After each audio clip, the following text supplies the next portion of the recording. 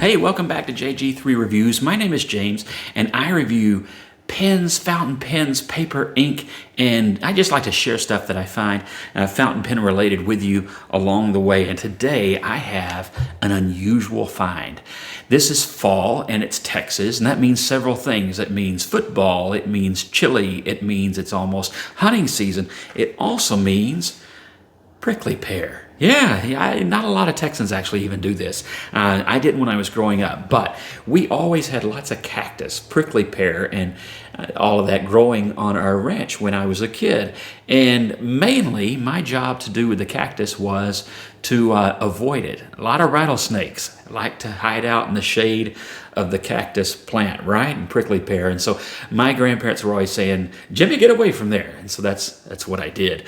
Now, I very carefully, mindful of my grandparents' warnings about the snakes and the prickly pear, like to go and get these every fall. And my daughter was really hoping that I would do this year because I accidentally skipped last year. I picked the fruit and then never had time to actually make the jelly. But this year, we're making time. And so I went out today in the rain and the cold, because that's what a dad will do for his kid, right? And picked a bunch of prickly pear very carefully. In fact, why don't I throw a little 5-second video up here to show you my technique of picking it carefully. And that's what I do to keep all those little cactus needles. There are little tiny needles all over these things, and no matter how careful I am, I still get a few. I've been picking them out with tweezers from a Swiss Army knife all day. But why am I sharing that with you? There's a tie-in. You see, I wanted to share with you about this eyedropper from Moonman, the S5. And it was a pen that, when it first caught my eye, it reminded me of a lava lamp. And I just thought it was an odd shape. And I really just wasn't sure about why it was that shape. And then I saw an explanation from Moonman about this being able to stand up while you eyedropper fill it because of the way the base is made. And I thought, form follows function. I like that, even when it makes a pen look kind of funky like a lava lamp. But the lava lamp look is growing on me. Now, what's that got to do with prickly pear? Do you see the ink? This is a double review today. That is the Noodler's Cactus Fruit ink, part of their eel line. I got it in a sample. I wasn't even picking this particular ink. It was just one of those where you go, okay, I want the set of samples from Goulet, and that was just one of the colors in it. And while it might not be my color, I gotta say, Noodler's nailed the color of this ink, getting it close to this fruit. And I think that is really, I almost dropped those. I think that's real. That would have been really bad at 2 in the morning coming in through here and stepping on a bunch of prickly pear. Wow, fruit. Let's flip the camera before I turn into Elmer Fudd and take a look at this pen and the cactus fruit ink. All right, I kind of have cactus on the brain today. I was out on the four-wheeler among the cactus picking those prickly pears, so you know it's just a thing. Today we have for an ink, I want to jump to that right quick, the Noodler's Cactus Fruit. It's part of that eel line, and I got mine from Goulet. And this was just, as I said earlier, just part of a 7-pack, I think it was, of Noodler's inks. And not one that I really even noticed was in there until I got it. And then I thought it paired with the actual green of the cactus, which is also in this set, is kind of cool, at least if you're from Texas. And let me just say, this is a great tip that I got from Chris Sands on her channel. Shotgun shell holders. That's perfect for these samples, keeping those organized. And so, little hat tip to her. I thought that was such a great idea and easy to find here in Texas. I think I got mine at, I don't know, Cabela's, Bass Pro, something like that. The pen itself, before we jump to it, comes in this box. Now, I didn't bother putting it back in because it's kind of difficult to get it in and out of that foam, and certainly it would be reaching around the camera here. But it comes in a nice box, and it says, Moonman, feel the temperature of writing. Probably a pretty literal translation that makes more sense in Chinese. Moonman is a Chinese company. Let me open this box up and show you what's inside. Okay, so normally the pen would be right there, but as I said, I'm not putting it back in. It comes with an eyedropper, which is certainly handy for an eyedropper pen, and so that is good. And it comes with 2 other nibs. Now, they are in the description where I got my pen, which was on Amazon, I believe. They're listed in that description as being a medium and a bold. However, I think looking at them, the one may be medium, although it looks like it's probably like a 0.7 stub-ish medium.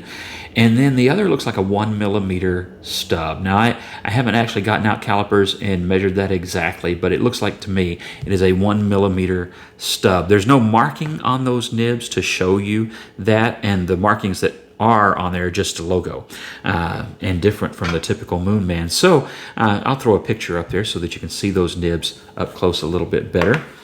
But that's really nice, and I'll show you a writing sample of the 1 millimeter stub when we get to the ink review, because I think it's pretty cool that that's included. Now let's look at this pen. It's a really nice clear acrylic. It's an unusual shape, at least to me. It kind of looks like that vase shape as you go to the bottom, kind of that bottle shape, Coke bottle shape there if you just look at this part of it. But it most reminds me, as I said in the introduction, of a lava lamp. And that's kind of reinforced both with this color of ink and the section. The section is actually a turned resin section. And so that gives you a bit of variety, and will complement different inks. And then it has this nice gold tone band with Moonman etched in. It's all nicely done, I will say. The pen is really nicely made, and the quality of it I have no concerns about whatsoever. It does have this funny little plastic gem in there as a roll stop, and that is its function, to be a roll stop, and it works fine that way. Looks kind of, I don't know, it's not my thing. If I was going to nitpick, that would probably be the very first thing to come to mind. There's not much that would, but that definitely would come to mind for me. The other would be that at first I didn't like this shape until I realized that it turns it into a stand, which makes it easier to eyedropper. Now, it's not a wide enough base that you can just be totally carefree. When you're filling this pen up with the eyedropper, you will still need to be quite careful, and you'll want to steady it with one hand as you can. But it does help. It really does make the process, which is not a difficult process, but it does make it a little bit easier not to make too big a mess, as long as, I do have a propensity to just knock those caps across the table. I haven't done it with this, but, to be continued. Let's look at that nib, and while we're looking at the nib, I'll throw the specifications up as well. So it has a gold tone Moonman nib. It is a fine. That's what's on the pen when you get it. And these are screw-in sections. It is very easy to change the nib. I will say, before we get too far into this, if you are, when you're installing and uninstalling these screw-in sections, just be careful that you don't knock the nib out of alignment, because you can do that, and then of course you'll have some bad function there. But other than that, it's pretty simple, straightforward process, and that makes it really nice. Swapping the nib out is a little bit of nothing, and so you can use this same ink, which is clearly on my finger. You can use this same ink with all three nibs and get different variations and things like that, and that's cool. Or cleaning, it makes that very, very simple, which is nice with an eyedropper. Makes this a great pen for testing inks. It makes it a wonderful pen for that process, because it's extremely easy to clean. If I decide, I don't want to finish out this ink before changing it to something else, it's very easy to pour this back in that test tube, or maybe an empty tube if you're afraid that it might have, if it's been in there long enough that it might have evaporated a little and gotten concentrated. You may not want to put it back in the bottle. But anyway, it makes all of those things a very simple process. And the nib, I find to be a really nice, smooth nib, as is typical of Moonman. I don't find them to be bad nibs at all. Quite good and solid performers. Sometimes there are other nibs I like better, but good. I never feel, out of any Moonman pen I've gotten so far, like the nib was a downfall at all. So that I like. the section, we'll look at that. That section has a nice hourglass shape. It is really nice and comfortable. There is a step down here. Pretty good step down. Reminds me a little bit of the Pilot Metropolitan, except that it's further back, and that thicker section and hourglass shape make it a little bit easier to contend with the step down, and it's not sharp at all. So I find it a comfortable, well-balanced pen. This is long enough, and despite the shape, believe it or not, it does post and is secure in posting. So that's kind of nice. Then when you do that too, if that shape is odd to you or feels funny, although I don't know why it would be, then it looks like a more traditional pen that way. Not that matters, but it's there. If you're afraid of losing your cap, then you have options like posting it, and it's still well balanced and a comfortable writer as you do. So that shape turns out to be quite ergonomic. You can see how that fits in my hand. If you have larger hands, of course, that still would be quite comfortable. And yeah, I like the overall design that way. Like I say, I could do without the belly button there, but other than that, I really like the design of the pen, especially since it performs a function and is not just, funky for the sake of being funky. It actually serves a purpose, and I do like that, so that's good. Nice reservoir. If you like eyedroppers, I think this is a good one with plenty of room for plenty of ink. I could have put that whole sample in there with plenty of room left over. So it's going to hold quite a bit of ink, and it is a comfortable pen, and it's a smooth writer, and it shows off your ink quite well. And really, the multicolored nature of that resin section means it kind of complements a lot of different inks. And, I think that's kind of cool. I think this would be a neat gift pen for somebody if you think they'd like something like this, if they like to try out different inks, or if you're just trying to get them started in either the fountain pen world or the eyedropper and bottled ink world, then I think this is a pretty cool pen for that. I think you'll find that they like that. So let's go ahead and jump into the writing / ink review. All right, so first let's start with a little bit of the writing here with this fine nib. You'll notice I already have some written with the stub. Again, this is a Moonman S5 with a fine nib, and this is the Noodler's Cactus fruit.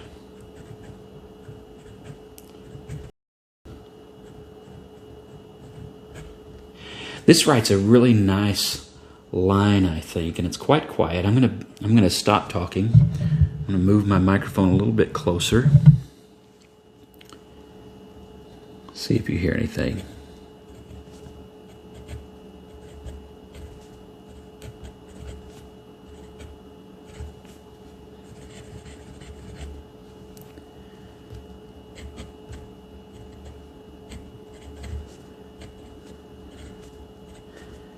This is on Rhodia paper. That's what I like to do my ink test on, because a lot of you have it.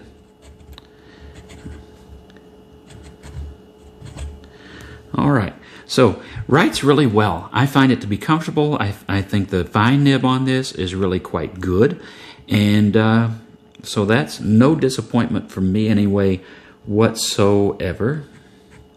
I'm going to show you that for wetness, and then you'll see it again as we look at the dry times, which you can already see on your screen.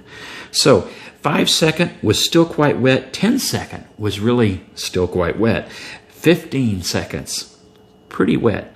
20, really starting to dry. By 30, still not quite dry, but this is a pretty good blotch, so it's getting there. This is the 1 millimeter stub nib. That's what I'm going to call it. And I like it. It has, you can see here, good line variation. Here, you can see as well, that's quite good. Of course, with the fine, it keeps a pretty standard line. There's a little bit there, but certainly with the stub, of course, that's really going to come out. And, of course, you can see the word variation. You can see some of that variation and why I like a stub nib because you get that thick and thin as you go through a word. I think that's pretty cool. Now, let me grab some water so that we can do the water test. We'll just put some water around there. See what happens. My assumption is we're going to get some pretty good change of the ink, a little bit of bleeding and stuff there. You can see that within that line. I think you'll be able to pick that up quite well. Let's see. And that was quite dry. Okay, yeah. See, as I blot, actually you are getting a lot of removal of ink there. And you can see that some of the line is almost gone in spots. Actually got some up there. Might as well try that too. This had dried, by the way, for close to an hour. So that gives you some idea of water fastness. I would not consider this in any way whatsoever a water fast ink. That's not a problem if you know that ahead of time. It's just a good test so that you know if it's something where that could be a concern, you'll need a different ink. But if you're doing something where this is not a concern, it's great. So that gives you an idea on that. What I wanted to share with you about the ink, one, it does not keep from bleeding through. There's just a little bit of bleed through. And again, this is a lot of ink that's right there. That's not a problem. This, at the intersections after the water test, came through a little bit there. What is that? That's where I just wrote the word stub. So it's a wet ink. It did not get through to the next sheet of paper like some inks do. So that's good. But this is Rhodia. I don't have as much problem with bleed through with Rhodia. I think that's why some people like it, among other reasons. But this did go through a little bit, and that's with a fine and with the stub. You notice even with the fine, it still did just a bit. So it's just something to know. I don't think of those things as negative. They're just realities, and you can deal with that as you need to. Okay, so there you go. Would I recommend? What do I like and dislike about the pen? Let's go there first. What do I like and dislike about the pen? Well, as I mentioned, the shape is kind of funky and there's not a clip.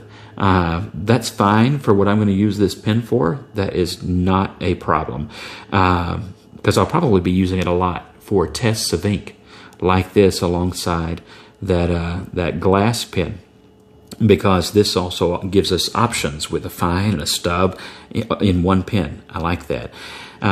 Build quality is a plus. I really like how the pen is made. I think it's a well-made pen. The nib writes well. The acrylic is nicely done. This gold band is nicely done. Dislikes, there's the roll stop. Other than that, really nothing. I think it's a fair value. I think the pen is nicely done, and it's striking when you have the color of ink in there that you like. And so that's really cool. I haven't decided what I'm going to keep in it long term, or if I will, I may just do constant tests with these inks over here with it instead. As far as I'm rushing myself. Let me stop. Do I recommend the pen? Yeah, if you like the looks of that pen and you want a pen with a comfortable section, well balanced, and you're looking for an eyedropper that shows off the ink, it's a good pen. I think if you are looking for something that would make a nice gift, I think there are people that this would be a great gift for. It comes in a nice box, good presentation. It has what they need, and it has the eyedropper. It has a couple of extra nibs. I think that's awesome. So I would say Christmas is coming up. This is a good option for some people, and Moonman makes a good pen. So I think it's great from that point of view. So the pen, yes, good value, nice pen, good writer, comfortable, has a lot going for it. Now, the ink. Do I like the ink? I do. It's not a color that I'm going to use in an everyday pen, and that's just because it's not in my color palette. I'm kind of a, if I were going to tell you in one word what I like in terms of ink colors, and you've probably already figured this out if you've watched more than 4 or 5 of these videos, I would say mallard. The mallard duck, those blues, the greens, even the gray, those are my colors.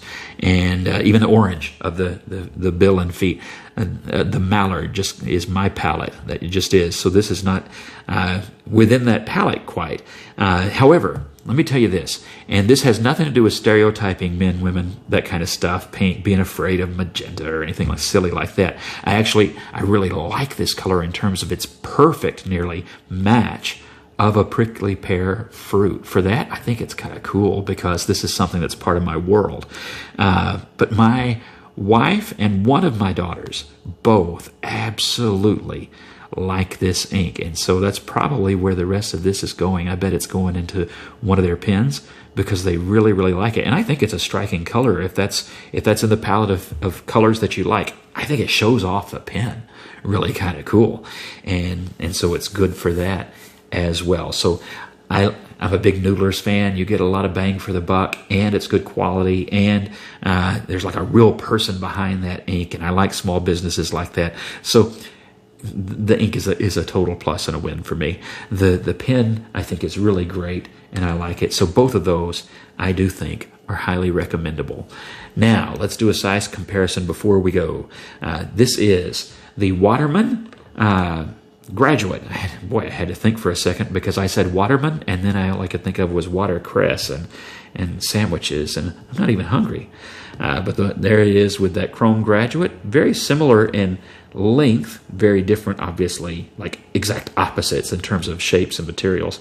But similar in size, except this is a much big. You can kind of get an idea there of the diameter of that pen because it is a nice thick pen.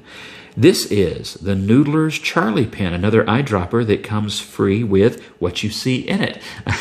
This was included in, which black is that? Oh, good night. Well, I'm blank, but I'll put it up there on the screen for you when the mind is fixed. This is the Jinhao X750, right? I always get those. I don't know why. I always want to say 450. That's a totally different pen. The Jinhao X750, and that gives you an idea there. Again, similar in length and closer in diameter, but still this pen is a thicker diameter. And then this is to represent all those Parker 51 clones out there. This is the Wingsung 613 to give you an idea. So some pretty common pens, things that you're going to see. That gives you an idea of the size. But I do really like this Moonman pen, and it's another one of those pens. I say this now and then. I think I said it just a week or two ago. It's one of those where I thought, I don't know. Am I going to like that at all? Am I not going to like that? What am I going to do? But I was interested enough. I wanted to give eyedroppers another chance. I had not had great luck with a couple of eyedroppers, but this one was a really good one. I mentioned that Charlie one. It's not one I had trouble with. I've actually had good luck with that too, and we'll share that with you after a while. But once again, I really do like this pen, and I think that if that's your color, if that's a color that you like, I think it's a great ink. I think it's pretty cool, and they totally nailed the whole prickly pear thing in the color. Really did. Quite cool. All right. God bless you. Have a great week.